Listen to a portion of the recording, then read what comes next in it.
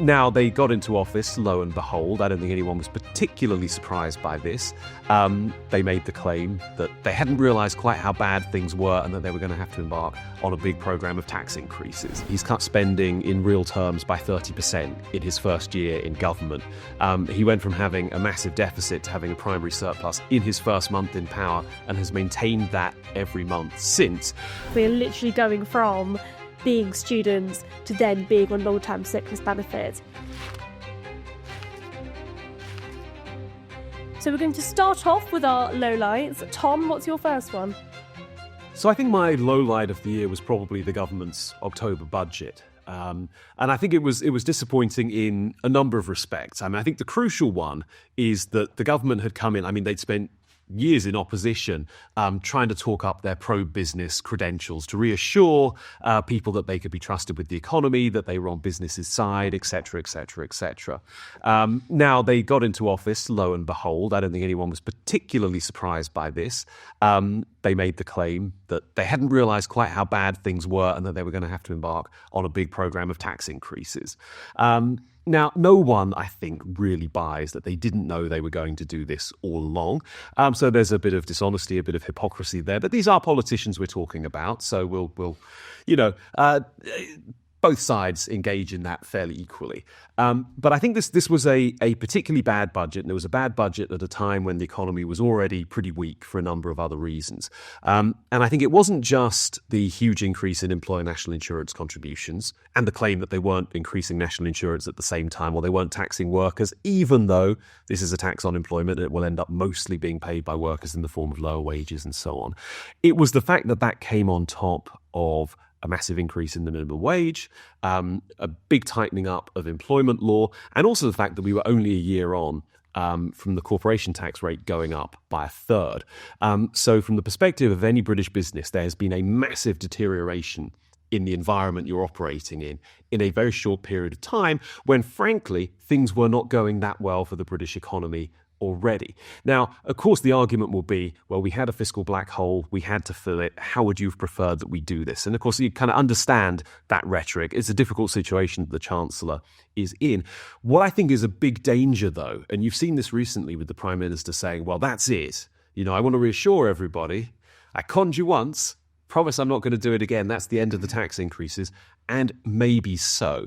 But I think the problem is when you go after businesses for more revenue to plug a hole, if that then weighs on the economy and you don't get wage increases and tax revenue increases that you expect, then what do you do? Well, you have to do the same thing again, probably, if the same logic prevails, and then again, and then again. And I do think there's a danger. And frankly, this isn't just the Labour government thing. I think that this tendency was very much there under the Conservatives as well, that because they were not willing to confront the growth of the state and try and bring public spending really under control in a long-term sustainable way, so not just doing short-term austerity cuts, but actually thinking, what can government do less? What can we change about the way government does things? If you're not prepared to do that and you just think, well, I'll just raise taxes this once, we're far enough out from an election, we can get away with it. But then you have to keep coming back and you have to keep coming back and you get into this vicious downward spiral. And that, I think, is my fear, that the government has really got off on the wrong foot fiscally. And they say they're not going to do it again. But unless there's a change of mindset, they probably will return to the well. And I think that, that spells bad news for all of us. I think it was interesting post-election with the National Health Service, where there were these promises of meaningful reform and sort of discussions about the fact that the NHS is broken and the solution isn't just more money being spent. And yet at the budget, we also saw that £20 billion cash injection as well. Dan, what are your thoughts? Yeah, I mean, if you're going to sort of try and defend this slightly, it's reform does take longer to implement than you can do in, the 3 months or 4 months, whatever it was, between the election and the budget. And if you are going to do major reforms, something like the NHS, that may in some circumstances require a sort of cash injection to start with. But, It's kind of a massive cliche. People in think tank world always laugh about it, about how every budget is always a missed opportunity. But I think this budget really was a missed opportunity, because there are lots of, if you are trying to raise an additional £40 a year in £40 billion a year in taxes, or £70 billion overall in extra spending, there are changes you could make to the tax system that would raise that and also simplify and improve the tax system. So one obvious area is to broaden the base for VAT, so expand it to more products and reduce the number of exemptions. We haven't really seen that in any systematic way at all. And so instead there's just, and also because Labour has sort of, in the run-up to the election, sort of wedged themselves in with various promises, saying, we're not going to increase income tax, we're not going to increase employer contributions to national insurance, employee contributions. They were left with basically employer contributions as the only possible option. And also these are falling particularly heavily on employers who are employing people on the minimum wage or just above. And as the minimum wage is also increasing, what you're probably going to get is employers hiring fewer people than they otherwise would. Yeah, it's really interesting, I think, also from how much people are actually spending in the public sector. We've got we saw, I think it was last week, where we saw the unemployment figures, and they are relatively low in comparison to previous years. But of course, we also know that there are so many people missing from that. And I interviewed Fraser Nelson recently, which I would recommend everybody check out, where we looked at his, sort of discussed his Channel 4 documentary, where he was talking about the fact that there are just huge numbers of people on out-of-whack benefits that are completely missing from those statistics. So they're not counted in unemployment figures, and as soon as they're written off as long-term sick, nobody ever speaks to them again, and they're just given that money and they stay at home effectively. I think what's interesting about that is there is that intervention in the labour market. But of course, around the budget, we were talking about this all the time, the differences between the impact of tax and the incidence of tax. And with national insurance contributions rising for employers, there is going to be that huge burden on employers. And so we're making it even more difficult and even more expensive to employ people. So we're probably also going to see a reduction in wages. And so that kind of cliff edge where you're sort of incentivized to remain on benefits is even more so the case now post-budget than it is before the budget. Dan, would you like to tell us your lowlight? So my lowlight was also a tax, but this time not one introduced by Rachel Reeves.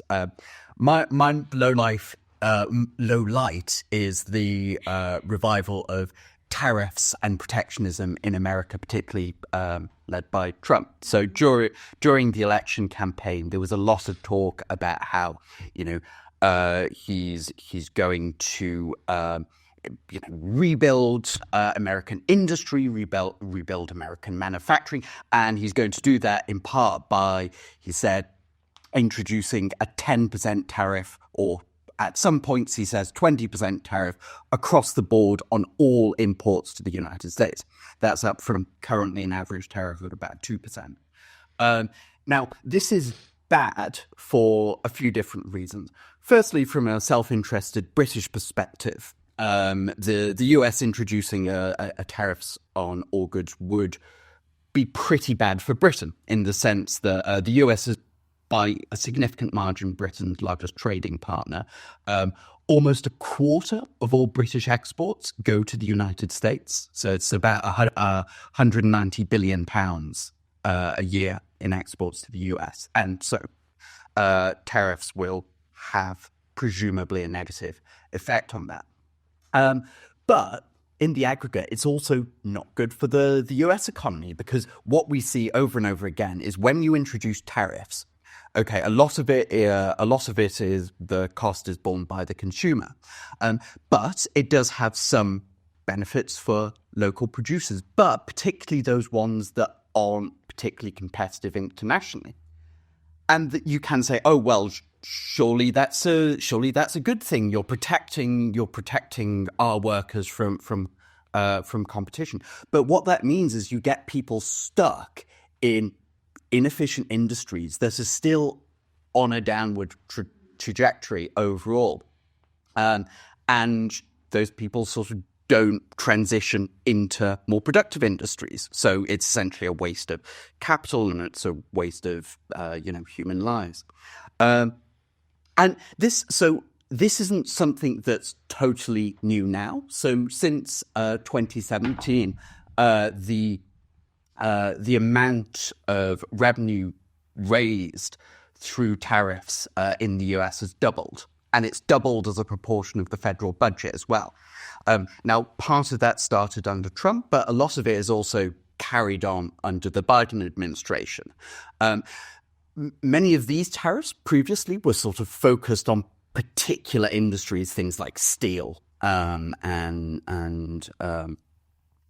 some more recently, some parts of the tech sector.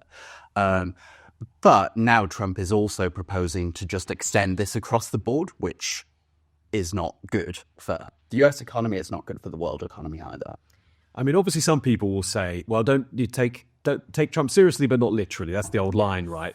And people pretend, well, this is all a negotiating tactic and it's all going to work out fine.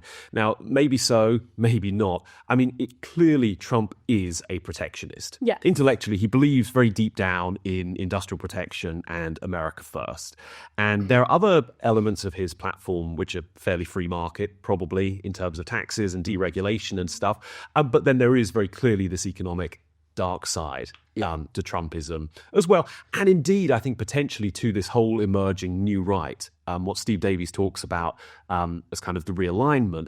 And I think that there's a real danger, actually, that a right emerges, which it speaks maybe the language of economic growth, but actually it's so focused on the nation and on security and kind of a working class support base that it really undermines the dynamism of those domestic economies, because we often think about tariffs, and correctly, as a tax on consumers, and indeed a tax on some of the producers who are using imported inputs into their production process and everything. And that is true. That's sort of the initial effect. But I think the reason that protectionism is so damaging in the long term is not just that it acts as a tax on those domestic purchasers, but that it has a dynamic effect on the economy. By shielding domestic producers from competition, it's the same as any other anti-competitive measure, basically. The best way that we can promote productivity, the best way that we can make our economies more dynamic, and of course America is basically the leading, most productive, most dynamic economy, so they're doing better than us to begin with, doesn't mean that they should do anything to undermine it. But I think this is always the really important thing to bear in mind, especially if we abstract away from America and we think, well, will other governments in Europe, in Britain, and elsewhere start going along this line, whether it's retaliatory tariffs or whether they're just kind of falling into the same industrial protection mindset. If you shield your domestic producers from competition, that might be helpful in the very short term for them, even as consumers broadly lose out. But before long, you're getting left behind, because without competitive pressure, you lose the dynamism, and then where's the growth going to come from? We have precious little of that to begin with. I think this is so interesting, especially politically on the right, where protectionism is becoming a more dominant economic perspective, but also just from this idea that actually nationally we should be producing everything that we consume. And I think that this argument seems to be becoming more popular on the right in the UK, where a lot of people are saying that we should be, subsidising British steel. Of course, we saw it with Tata Steel, or indeed with British farming. And I remember having a couple of these arguments on X online, where people were saying that, it's really fundamentally important that we produce domestically all of these things, that we need to ensure that we're producing food domestically, despite the fact that British farming is relatively unproductive when you compare it to other countries, although we wouldn't necessarily know what that might look like if we actually had sort of proper free trade in that respect. But I do think it's interesting that these perspectives, these protectionist perspectives, are becoming so popular on the right. And I do think that there is a need for kind of re-education on the right here, especially in the UK, that actually we do not need to be producing everything that we consume, and actually we would be much poorer if we tried to produce everything that we consume. I mean, let's face it, if you're America and you want to produce everything you consume, you probably can get away with doing that. I mean, it's a vast country, or big enough. Doesn't mean it's the most efficient thing or the best thing for you. If you're a small open economy like Britain, I mean, this is a complete fantasy. I think it's also, though, important just to stress this point. Now, often free marketeers are characterized when they dismiss competition and, they talk about, specialization and comparative advantage and doing the things you're best at and can be most productive at. People say, well, you want basically an economy of bankers and professional services consultants and nothing else. And, I understand why people have that impression. I think that impression is wrong. The point is, we don't actually know what would emerge from a fully free competitive system. I also think we have to bear in mind that we really hobble other important UK industries in very significant ways. And, whether it's energy costs for manufacturers or whether it's the agricultural subsidy programs, for example, that I think in many cases hold back farmers and stop the degree of kind of mechanization and everything that you might like, or different regulations. Like, there are so many ways that we hold back the non-financial professional services industries in Britain. And my thing would be, rather than trying to shield them from competition, let's actually liberate them. Yes. Let's start there, right? And then we can have the argument about protectionism later. I'm still going to argue what I'm going to argue on that point. But that's not where you start. I think farming is a really good example of that. And of course, farmers have been very politically active towards the end of this year. And we do have some very high productivity farms in the UK. I think this idea that British agriculture would disappear without government protection is wrong. I think it would probably look rather different. The geographical spread might be different. The nature of the companies involved and everything. No doubt there would be changes. But I don't think that we are going to end up as simply the City of London with a real economy attached to it under any circumstances in a free market. And a lot of the regulatory costs for farmers in the UK is directly as a result of that net zero target. I mean, the huge swathes of bureaucracy, I think I remember seeing a figure, is something like up to £15,000 a year is being spent by British farmers purely just on all of this bureaucracy around checking how much biodiversity they are looking at, which of course is relatively important, but also specifically about carbon emissions and specifically about achieving that net zero target. And this is, I mean, a lot of it comes back to this idea that actually the government have just implemented an arbitrary target and then trying to force British industry across the board. They've tried to make everything across the economy, across government, about net zero. Yes. And I remember a meeting in 10 Downing Street. This is a few years ago, pre-pandemic, I guess. And these were conservatives saying, well, of course, everything now has to be looked at through the prism of net zero. I'm like, well, that's wrong. That is not the way to achieve net zero, if net zero is your aim, first of all. But it is a disastrous way to try and run a government and try to oversee an economy, to force everything to be looked at through that one lens, because not everything is about net zero or should be about net zero. Have a carbon tax, right, and structure it in the right way, or do cap and trade, or whatever. Yeah. But these whole of government missions, and that's something we see more and more of, I think are very dangerous. Yeah, I'd fully agree with this. I think there's of all people, Rory Stewart actually brought up an example. I think from when he was working at the Department for International Development at the time, where they had a series of sort of commitments. One was the idea of sort of regional policy, so levelling up. So they decided to relocate a whole office from London to just outside of Glasgow. And they said, oh, it'll be fine. I know we need to have meetings every, twice a week with senior people from there, but we'll just fly them in each day. And then after a couple of years, they worked out, oh, this is very bad for our net zero target. So they just said, okay, we won't bother flying them in. And then so they were having to, deal exclusively through email and Zoom, when previously you'd actually been able to visit these people and talk to them. And it's because so much of government seems to be focused around various different missions, objectives that are not directly linked to their particular purpose, which I think, probably does play some role in explaining why their productivity has been so bad. Because if you're a hospital, but you're also, being instructed to try and defeat radicalization and stop global warming and revive the economy of Burnley, you're going to do all of the. You're going to do your original mission quite badly. Yes, I mean there's a problem. Let's create another statutory duty that people have to bear in mind. Reem, what is your low light of the year? My low light. So my low light is a policy that was actually U-turned on. I think it represents quite a lot of the nanny state, and that was the outdoor smoking ban. Now, I think what's really interesting is, of course, it was leaked to The Sun, so it wasn't a sort of a government announcement that had a specific comm strategy, so I'm not sure how they were planning on explaining this particular policy. But what they were looking at initially was banning outdoor smoking for outdoor pubs and restaurants and terraces, and it would have huge impacts on so many parts of the hospitality sector, but also on an industry that matters quite a lot to me as a North African, the shisha industry. As a avid shisha smoker, I think that it's really interesting that the government didn't even sort of consider the real consequences of this.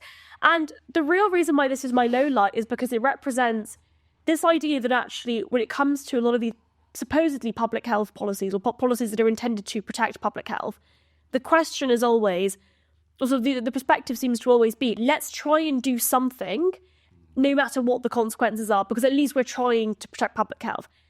There is no evidence that location-based bans have any impact on smoking. And of course, the question about whether or not this would impact smoking rates wasn't really considered. The government's own impact assessment said it was probably going to have a really terrible impact on the hospitality sector, and probably also have an impact on the number of jobs available in the hospitality sector. And yet all of those things don't matter, because the predominant problem is public health. And this is, again, the politics of being seen like they're doing something. And that's really why this was my low light. But the good news is that you turned on it. And that perhaps says something, that there's a point you reach where you just can't push it. You can't pull the wool over people's eyes so much and try and convince them that not letting people have a cigarette outside a pub is a public health policy. Yes. Right? It's pure nanny statism. This has nothing to do really with protecting the health of the population. It's just about control and telling people smoking is verboten. We won't have it anymore. You can't do it anywhere under any circumstances, especially not if you're under a certain age. And so now, of course, people shouldn't smoke. It's bad for them, and so on. But you have to recognise, I think, that there are limits to what the government can impose. And there should be a sphere of private life and private decision-making that they just don't get involved in, and say, you know what, that is your responsibility. Well, Tom, that sounds very reasonable. However, unfortunately, it's not the case with this government or indeed previous governments. I think also, so you're right, the outdoor smoking ban was U-turned on, so I suppose that is a highlight. However, what it is, kind of was the first signal this year that there, no matter how absurd things get, those policies will still be considered. And of course, we saw this with the junk food advertisement ban, where the government are considering banning online advertisements for yoghurt and porridge because they are deemed too dangerous to advertise to children online or indeed before the watershed. So I just think really what this all represents is this idea that the government will be entirely hell-bent on controlling people's lives and incrementally increasing the reach of the nanny state, no matter what the real public health outcome is. I mean, I had no idea that one day I could be a rebel by having porridge and yogurt. You're cool, Tom. It's quite fun, actually. Yes, as a never smoker. Never smoker and never any of these policies. Yeah. Dan, what are your thoughts? I'm just slightly surprised you didn't bring up the disposable vape ban. Well, because these two things, I mean, that technically doesn't happen until April. Yes. April 2025. But these things also seem to be, working against each other. Because if one of the few areas in which British policy on what you might call lifestyle economics over the last 15 years has been really good, has been on vapes, where many other countries, when vapes first started to become popular, sort of panicked and either banned them completely or severely restricted their use. In Britain, we took a far more liberal approach and basically said the evidence so far seems to suggest they are far, far, far less risky than cigarettes. They are a very effective way of getting people to stop smoking. And yet now all of a sudden we're sort of rowing back on that and starting to become, more nanny state-ish on that as well. I mean, I know we're about to move on to highlights, but if I can draw a sort of highlight from this, as well as the government U-turning very quickly, by the way, I kind of get the impression that people are starting to realise that the slippery slope fallacy is not a fallacy at all. Yeah. I think as long as the government's nanny state intentions were focused on cigarettes, people do see cigarettes as sort of a different category. And I know we'll make arguments from the basis of individual rights and responsibilities and freedoms and stuff, and we have a different perspective on that. It's always been quite a hard case to make. But one of the things we always said was, look, they say this is only about cigarettes, a uniquely dangerous product. Give it a few years and we'll be talking about plain packaging for beer. Or advertising bans for yogurt and everything else. And people said, no, that's silly. They obviously slippery slope. Slippery slope fallacy. Yeah. But I think it's starting to get through to people that there is a massive slippery slope here with government. As soon as they start getting involved in people's personal lifestyle decisions, they don't know when to stop. There is no limiting principle that these people adhere to. They simply think if it's in your own best interests, they have the right to impose it on you. Yeah. And I think people will get fed up with that in a hurry. And often, the disposable vape ban specifically is not based in evidence. It actually is contrary to public health. I mean, I suppose, Dan, the reason why I didn't bring it up is because we knew it was going to happen more than a year ago. Mm-hmm. However, that being said, the disposable vape ban is really interesting because Dan's right. The UK was a world leader in tobacco harm reduction. And, whilst other countries were banning and restricting flavours or banning vapes altogether or banning disposable vapes altogether, the UK was really a world leader in this. And we know that according to Public Health England, Cancer Research UK, the Royal College of Physicians, that vaping is significantly safer than combustible tobacco products, like cigarettes. However, the government restricting that and taking away a much easier and safer product from millions of adults means they are quite literally making it more difficult for adults to quit smoking. So it is literally, I'm using the word literally a lot, it is literally contrary to their public health aims. And that's why I think all of these policies are absurd. They're all absurd. Let's move on to some highlights, Tom. Season of good cheer. Yeah, so I think a highlight for me is the promising start that Javier Milei has got off to in Argentina. Obviously, inflation down very significantly. The thing I want to focus on, though, is that he's cut spending in real terms by 30% in his first year in government. He went from having a massive deficit to having a primary surplus in his first month in power and has maintained that every month since. And I think maybe you can draw a line from that to the establishment of the Department of Government Efficiency and Elon Musk's involvement in the incoming Trump administration in the US. Now, of course, it's extremely early days. We don't know how much Doge is a meme and how much Doge is a very serious effort to drive government efficiency. And you don't know how it's going to run up against Congress and everything else. But again, Elon Musk was talking about very radical changes to government spending, cutting $2 trillion, I think, out of federal expenditure, about a third of the federal budget. And I think what's interesting in both of these cases, and I'd recommend that people read our former colleague Kate Andrews' interview with Javier Milei in, I think, the Christmas double issue of The Spectator, which is out now. Really interesting insight into his thinking. But there's something common to the way he's approaching cutting back government and the joy with which he's doing it, and the kind of approach that I think Elon Musk wants to embody as well, which is that it's not just about cutting spending. It's not just about austerity, as we've talked about endlessly in this country. It's actually about just cutting away the government regulatory bureaucracy that holds back economic dynamism. and that basically makes us poorer. And I think this is a really exciting intellectual shift to stop thinking about government as just like, oh, where can we cut, a few pennies here, a few pennies there.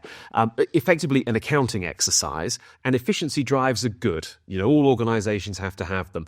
But it's not enough in the context of government. You need something much bigger, much more imaginative.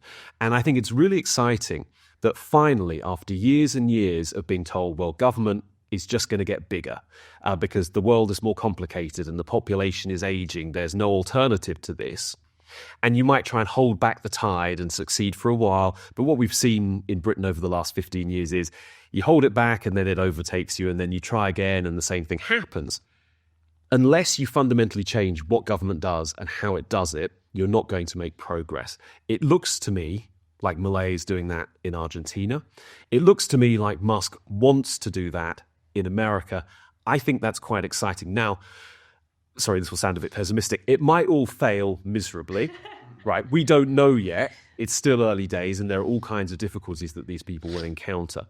But if they succeed, if they show it can be done, and if I think crucially they say we can cut back this gigantic regulatory bureaucracy that all developed economies have seen grow over the last 20 years, and you know what?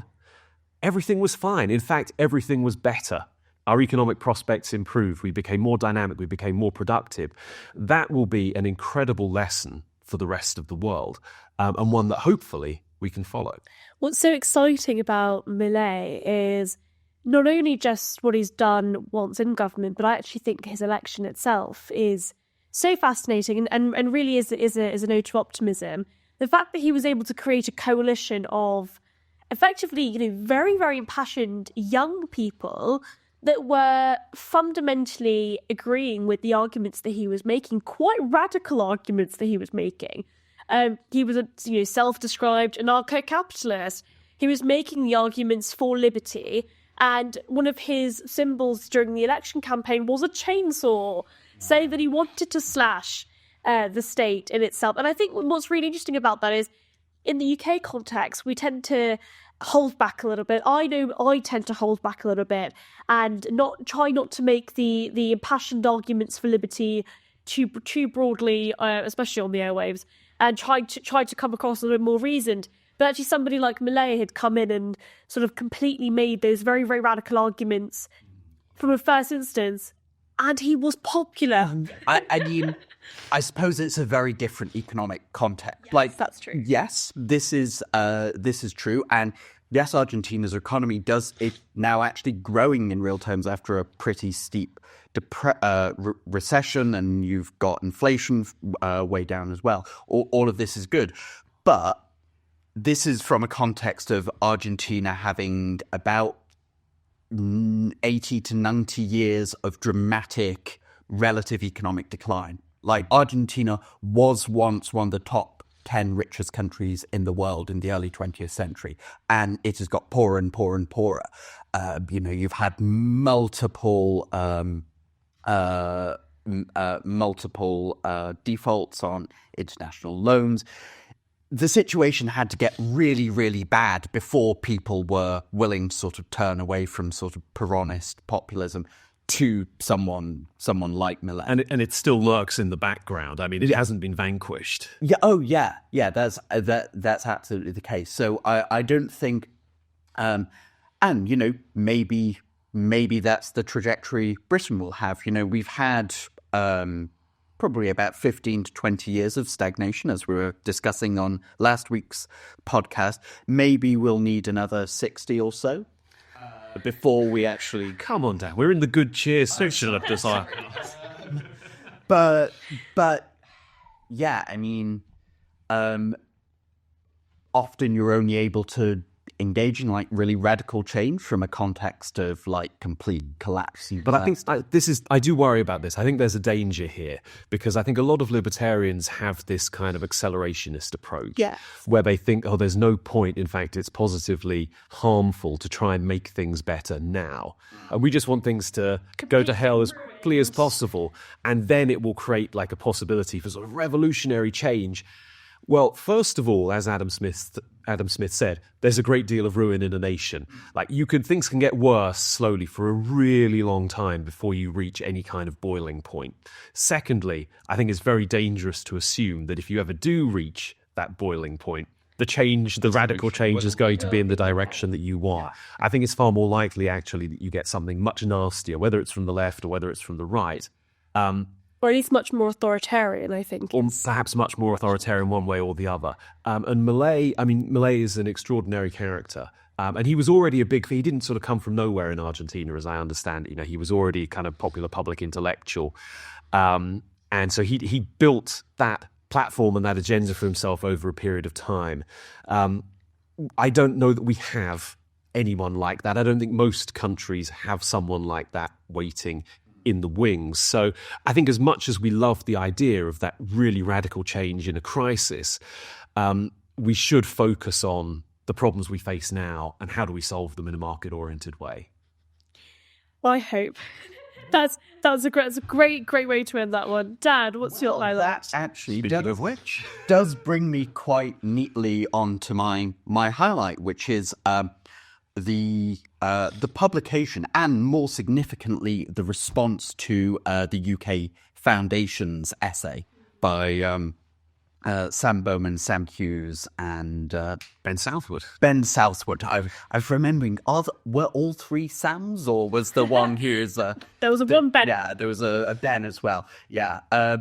So those of you who haven't read it, who are watching, I very much recommend you do. This is basically an assessment of why the UK has failed to grow properly over the last 15 to 20 years, the fundamental problems with the British economy. And they really fix on two issues. The first being planning, broadly defined. So strict planning regulations that make it difficult to build houses, which makes it difficult for people to move into areas with high productivity and get better paying jobs, and also makes our infrastructure incredibly expensive. And, the regulations that surround that and make it, give us £100 million back caves for HS2 and that sort of thing.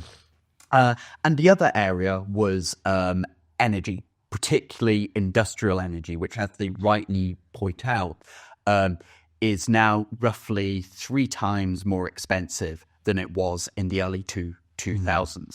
And this is a big sort of divergence between Britain and, say, the United States, where the US had the shale gas boom and still has relatively cheap energy. Whereas Britain's, which had been slightly cheaper than the US, is now 3 to 4 times more expensive, which makes it virtually impossible for energy-intensive industries like steel, like more modern industries like data, to do data centers and that sort of thing. It makes them impossible to compete. And they sort of focus on, okay, what can politicians do to try and address both of these problems? And it was quite like nothing in that essay was at all new. Like, I don't mean this as a criticism. Like, everything in there was things that people in, the IEA, the CPS, a huge number, the IFS, a huge number of other think tanks have been writing about. It was condensed into one place, very well expressed, and it got a really positive reaction, both on the right and parts of the centre left. So there were people who were involved in Labour who were very sympathetic to these ideas. And it also, I think, is indicative of kind of a broader shift, particularly in the Labour Party, to sort of start to acknowledge that actually regulation is not always a good thing. There are a lot of regulations, and particularly on planning and infrastructure, that are inhibiting our ability to do anything. And now we're in government, we do actually want to do some things. So that's been really encouraging, as has sort of the government's broader comments on planning and sort of trying to reform that. They don't go anywhere near far enough. And also they're much worse when it comes to energy. I don't think they have any clear view of how to get electricity prices down. They're clearly going to prioritize rushing to net zero. But, I'll take half a loaf over no loaf. I think that's a really, really important point, actually, that I think that the planning system and reforming the regulatory reform of the planning system is quite possibly the most important thing that we could do to accelerate economic growth, but also politically sort of change things. I also think that we have the best chance of doing that, potentially under this government, at least. I've never felt so positive about it, and actually, I think that the announcements that we have seen over the last few weeks do, as Dan said, are quite positive in that direction. I think they're definitely heading in the right direction. I mean, my optimism is tempered by having been optimistic too many times before on this topic, and seen it, really fail to deliver. And I still do worry a little bit about whether this government really understands why liberalising the planning system would lead to more growth. Because if you look at their housing targets, for example, a lot of it is, they actually cut the housing target for London. A lot of it is about building more in various places around the country. Now, there's nothing wrong with that. That's economic activity. If it gives people cheaper places to live, it's all privately financed. Great.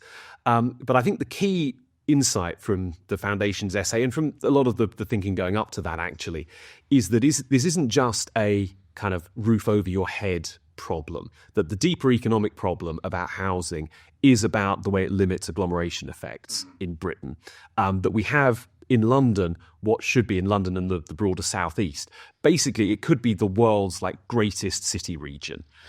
It could be sort of bar none an economic powerhouse. And it could provide so many amazing opportunities for people from all over the country and maybe from all over the world as well. Obviously, views are changing on immigration as well. But if we just talk about high-skilled people coming into the country and starting businesses and so on, I think everyone still thinks that's a positive. The point is that an unconstrained London and southeast could just be this incredible economic engine that basically rivals anywhere else in the world or outstrips it. And it's all about basically letting people build more, develop more, move to the places where the market signals are telling you, here. And I'm just not sure that part of the message has really got through yet, that it's really kind of liberating London and the surrounding area and allowing just massive agglomeration effects to take hold, which will drive up productivity and create all those kind of clustering things that we've talked about for years, like why doesn't Britain have a Silicon Valley, et cetera, et cetera. That's what we need to see. Now, the other side of it, so there's agglomeration, and then I really like in the Foundation's essay that they're pushing the idea of kind of energy abundance effectively, and saying a lot of America's growth and dynamism has come from the fact they've had this shale gas revolution. So their energy prices have kind of stayed flat, particularly for businesses, while ours have skyrocketed since the mid-2000s, before which we were kind of roughly at parity, by the way. So it shows you how quickly and significantly things have deteriorated on that front. But this idea, basically, that energy is good. That if we want growth, if we want higher living standards, actually we want to be using more energy. Now, by all means, let's make that energy clean and find sensible market-based ways to move towards cleaner energy over time. But that message, that hasn't got through to the Labour government. I'm not sure it's got through to the opposition yet either, who are, after all, in government responsible for net zero and everything that we have around that right now. So, I mean, it was a fantastic essay. I think the response to it is very encouraging. The degree to which politicians have really grasped what the problems are and what they would need to do to address them, that's less clear to me. And the other thing I'd say on this point, and this is not to diminish that essay or its effectiveness in the slightest, but I don't think that people should fall into the kind of one weird trick to fix the British economy trap. Now, you guys talked about this at length while I was off with the flu last week on the podcast, and Tyler Goodspeed's lecture at the IEA a couple of weeks ago. And the idea that, yes, energy is important. Yes, housing is important. Yes, our tax system has got worse and worse. And that's a problem as well. Maybe our terms of trade have deteriorated over the last 8 years. But this was the crucial point, right, as well, that what explains that change, the sort of step change with the financial crisis. Yeah. And surely there is something in our regulatory response to that, or the structure of our financial services industry and so on. Now, I don't think anyone is saying we should only focus on housing and also energy, or maybe infrastructure as well. Those things are super important. It's great that that work has been done there. Equally good work and equally impactful work has to be done in all of these other areas, I think, if we're going to get Britain really growing again. I also think that there's the labour market point they made earlier, the sort of Fraser Nelson has done so much work on. When you've got such a significant proportion of the population out of work, I think it's and also these conversations about restricting immigration, you can't have it both ways, and you've got to have some of those people working. We don't have the famous flexible British labour market anymore. No, we don't. It's been like boiling a frog, but we went from something in the early 90s where we had a very free labour market to people saying, well, Britain famously has a free labour market, but actually you've had 15 years, 20 years of things going in the opposite direction. I guess we do, by comparison to quite a few other European countries. But yeah, it is a situation that's got worse, and Len Shackleton has written quite a bit on this. I mean, I guess you also had the interesting element of kind of because we've had a constantly increasing minimum wage that is now in relative terms set much higher than it was in the early 2000s, for example. You've kind of got after tax a big phenomenon of like wage compression, where if you're going from, a really junior member of staff who's on, say, on or just above minimum wage, the actual amount you're going to take home from going into a managerial role, junior managerial role, is probably like really not that much, which may play some role in explaining why productivity growth has not been great, because the incentives are being skewed as everyone's being sort of squashed in this sort of lower bracket. Yeah. I think so. From Fraser's documentary, what's interesting is that there are examples of people that were altogether taking home about £40,000 a year. And like PIP and and also child benefits. If you take everything collectively, works out about £40,000 a year, which is, absolutely astronomical. And those people probably going into the private sector wouldn't get anywhere near that. Yeah. And so you do get the benefit trap really is an incentive problem. And I think the thing is that there's always been an issue with, there are hard cases in welfare. So for, kind of single man working age, it's relatively easy, at least intellectually. It's often harder for politicians to actually deliver it, but it's quite easy to come up with a welfare system which keeps their work incentives intact, right? And you can be sort of stingy enough and you can taper the benefits in such a way that they will be better off working. Now, the problem is when there are children involved or when there are severe disabilities involved, often the sums that you're giving out in welfare are so high that it's very, very difficult not to create a massive welfare trap. And I think the problem is, in the past, maybe the not too distant past, you've kept that problem small by saying, yes, but you have to be like quite an extreme case to qualify for this kind of treatment. And it's not ideal, and we are messing up the incentives, and we are creating a trap, but you're in a very unfortunate situation, and so there's a trade-off there. What we've seen is basically a just massive increase, particularly on the mental health side, of who is eligible to be treated as incapable of work. Well, since the pandemic, and what's really sad about this actually is unusual as well. Like other European countries haven't gone through this. But the thing is, I can remember people talking about this in the early days of the pandemic, saying we need to make it a lot easier for people to claim sickness benefits as part of the pandemic response. Because they can't come into job centres to be assessed and all of that kind of thing. And now that's just one small example of the way that the pandemic era lingers on in public policy to such a great degree. Like, we still have the massively bloated bureaucracies that we built up initially to respond to Brexit, but then to respond to the pandemic as well. That hasn't been unwound. Probably other changes in spending and everything else. It is a sort of generational thing. It was a huge deal, the pandemic. It's easy just to forget to brush it and brush it away. But we are in serious ways dealing with its aftermath. And what I find particularly worrying about that is the sheer number of young people that have gone from being economically inactive. So there's NHS Confederation report that found that I think it was upwards of 60,000 people were going from economically inactive because they were students to being economically inactive because they were long-term sick.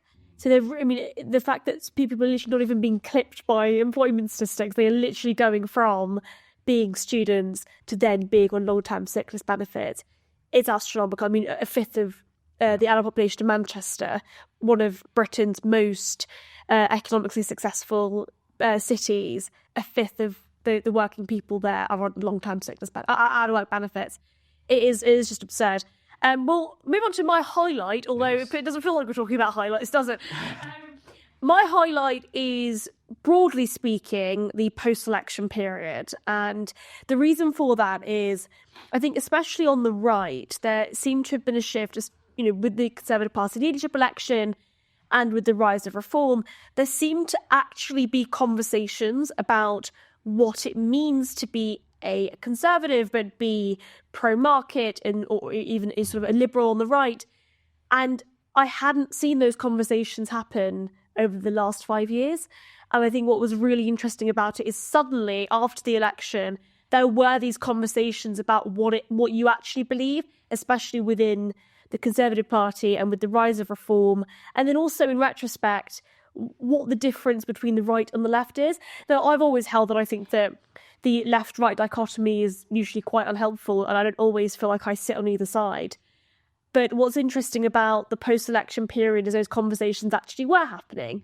And so we saw with the Conservative Party leadership election, people that were defining what it means to be a conservative and having different definitions of that, and then them coming together and trying to have those conversations, whether it be about immigration or about the role and size of the state. And yes, a lot of it was rhetoric, and we have no idea if any of those candidates were to have become prime minister, whether or not they would have actually implemented that small state agenda that many of them were talking about. However, it was really optimistic. It was really quite positive to see those conversations actually happening in the first place. I think that there are sort of green shoots, right? That it does feel like there is some intellectual energy on the right. Some of which I like, some of which I'm worried about. But, I suppose good ideas and progress often come through conflict and the battle of ideas. And so certainly in the sense of being a think tanker and being engaged in these kind of discussions, it's encouraging from that point of view. Hopefully, at some point, it will be encouraging for the country as well. If a kind of politics of the centre-right emerges in this country, which is much more about kind of growth and dynamism and freedom and all these things that we like. I think it remains to be seen which way things will go, but I think it's good, as you say, that those conversations are happening. I was impressed during the leadership campaign when Kemi Badenoch and her campaign put out this paper on the rise of the bureaucratic class. And it was just so unlike anything any political campaign would ever normally publish. Yes. I think it said something, you can pick over the details one way or another, right? But it said something about perhaps her desire, willingness to look at things at a more fundamental level and try and get to the root of what are the underlying causes of our societal problems and our economic problems. And maybe there will be a kind of long-term effort to work in a positive direction on that. Again, like with a lot of stuff I've said on this podcast today, there are signs for optimism, but there are also, as always, reasons for deep skepticism about how things will pan out when they meet with political reality. Yeah, I think, I totally agree. It's like there are far more interesting conversations going on the centre right now than there were, by centre right politicians than there were like 2 years ago. But as a sort of warning against some of the optimism, if you're like a conservative, is like often when parties lose after a big, long stretch in power, they find it really liberating because finally we have time to think and we can really be ourselves. It's like, a guy who's just got divorced And he's like, oh, I can go clubbing again. And that's how you get Ed Miliband, right? Because like in, you know, the as far as I remember it, like the Labour Party between 2010 and like 2015 seemed to be full of loads of ideas. You know, I even vaguely remember the whole pre-distribution fad. Yes. And let Miliband be Miliband and all that hopefully long forgotten stuff. But then if you just do too much of this and don't sort of think in terms of, okay, what does the country more broadly think? You do sort of have to constantly have one eye on that, as well as just, oh, what a fun ideas to be talking about. That's absolutely true. And of course, what's politically possible when those ideas meet political reality. Fortunately, we don't have to worry about it. Well, we think tank. We don't have to worry about it. We don't have a voter base to answer to. But what it does mean is I think it feels like the IEA is almost more relevant than it ever has been over the last decade or so. I mean, the fact that now these conversations are happening and people are talking about what it fundamentally means to be a statesman and what it is they actually want to achieve in the long term. It really is those long-term conversations that are happening. And I'm starting to hear the word classical liberal a lot more now than I did a year ago, which is making me very optimistic. I think there is a lot of exciting and important work in the IEA's future. Its near future. I mean, I think that, of course, I would say that. People know what my job is. But I think that there's an opportunity where the current government maybe has good instinct on things like housing and on healthcare to push them to go further and faster in a free market direction.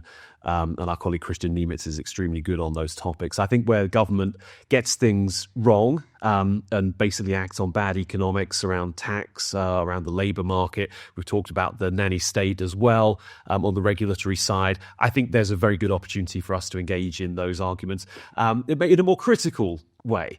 But I also think, and it sort of connect with your highlight here of the year, that as soon as we have an opportunity to think bigger and more long-term and discuss the kind of fundamental ailments in Britain and how we would solve them and the role that markets are going to play there. I mean, that is, in a nutshell, the role of the IEA, to be leading that debate. And that obviously is what we're going to be trying to do. Absolutely. I think that's a really nice highlight to end on. And I think that going into the new year, there are all of these conversations that are going to be going to continue to happen. And actually what it does mean is that I'm at least personally feeling quite optimistic about the case for a classical liberal idea, but also a classical liberal state, and whether or not these ideas will actually be taken on by politicians. Who knows? But I'm going to remain potentially naively optimistic. Thank you, Tom, and thank you, Dan, for joining me today. And thank you to all of you for watching or listening. If you enjoyed this episode of the IEA podcast and you're interested in learning more about what the IEA does, check out insider.iea.org.uk.